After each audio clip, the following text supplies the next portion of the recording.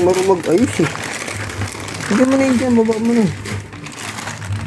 Ayusin na natin.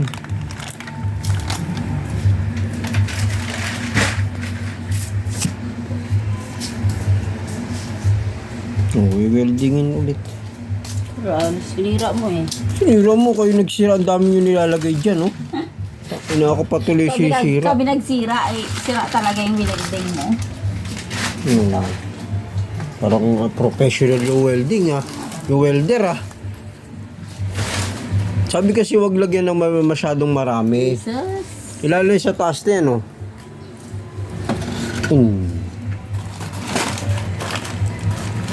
Karton pa nga lang nilalagay mo, oh.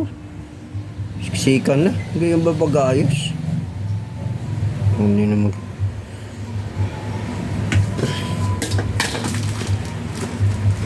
Sabi, alikabok eh. Hindi ka man naglilinis kasi.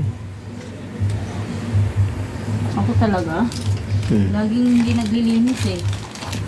Ako na maglilinis. Para bait-baitan vlog sa natin, video natin. Ang dami mo alam. Wildingin mo na yan. Anong oras na? Abot ka na naman ang hating gabi dyan. Bibili pa bigas. Grabe ka, ating gabi, puta kapiraso lang yan. Sus, kapiraso. Kahit kapiraso yan. Ang tagal-tagal mo matapos. Ano ba yan? Mag-wielding ka kalahating o 5 oras. O di yung maghanap ko ng professional. Maghanap ng professional. Andyan ka ng 10.